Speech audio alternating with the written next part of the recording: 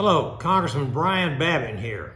I'd like to take a few minutes to commemorate the 75th anniversary of the end of the Second World War.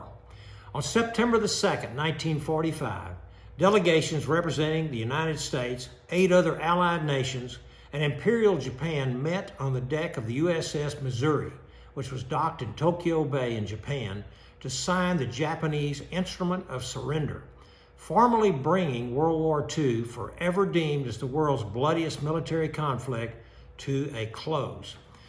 Both the Supreme Commander of the Allied Forces, General Douglas MacArthur, and our fellow Texan, Fleet Admiral Chester Nimitz, 2 of America's most revered military leaders, signed this historic document. General MacArthur signed as the leader of the Allied forces, and Admiral Nimitz as the official U.S. representative. During the war, more than 400,000 American lives were lost in the European and Pacific theaters.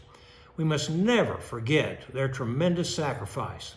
I've always admired America's greatest generation, especially our World War II veterans who answered the call to fight tyranny a world away from home. Many of these young patriots had never even left their families, their farms, or schools, or their hometown. One of these young men was my own father, Philip Babin Jr., who served in the U.S. Army as a radio operator in the Pacific Theater against the Japanese. He joined the Army for 1 year in early 1941, thinking he would only be in for a year, but he didn't know that he would be serving until late 1945. Now, last year, I was very honored to be a member of the U.S. congressional delegation that traveled to France to commemorate the 75th anniversary of D-Day. It was one of the most solemn and memorable experiences of my entire life. As a U.S. Army and Air Force veteran myself, it was not only an incredible honor to walk along those same beaches where so many heroes paid the ultimate sacrifice in Normandy, but also having the opportunity to visit with World War II veterans who are still living to tell their great stories.